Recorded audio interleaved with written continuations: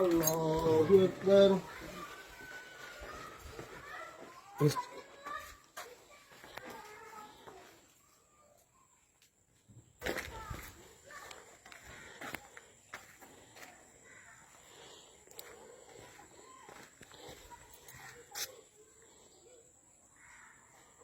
আসসালামু আলাইকুম ওয়া রাহমাতুল্লাহ।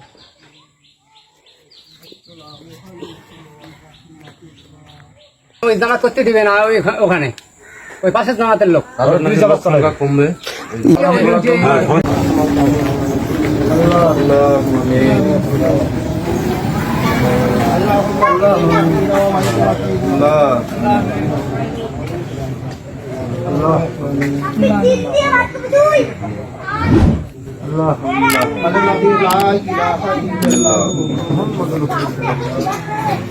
কারণ পুরান মসজিদ এলা হঠাৎ করিয়ে তালা দিয়ে বলে যে এখানে জামে মসজিদ পড়া যাবে না, তুমি কক্সি মসজিদে থাকতো।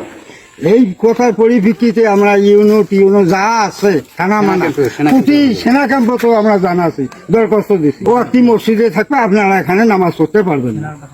এই জন্য আজকে আমরা সেনাবাহিনী যেটা ডিসিশন দিয়েছিল ওরা জামাত করতে বলছিল এবং পূর্ব পাশের দরজা এইসব দিয়ে আমাদেরকে দিছে। সেনাবাহিনী ঠিক মতো বলছে যে এটা তালা ছবি নিয়ে দেওয়ার জন্য।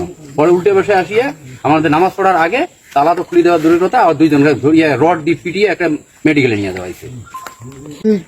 কি বলে হ্যাঁ মেয়া ফালতুমি করবে জায়গা পাও না।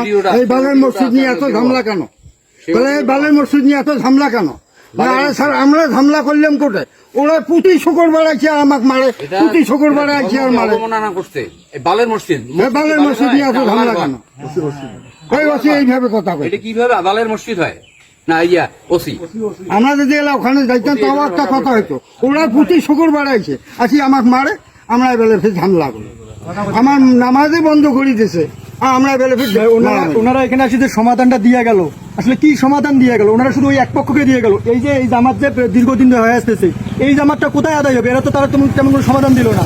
হুট করে আসি বলে গেল যে এখানে ওয়াক্তি মসজিদ থাকবে, তাহলে এই জামাতের লোকজন কোথায় নামাজ পড়বে? তাহলে রাস্তায় দাঁড়াতে উপায় নেই। তারপর ওনারা বলে গেছে মসজিদে তালা দেওয়া যাবে না, মসজিদে এখন বন্ধু তালা ঝুলানো আছে।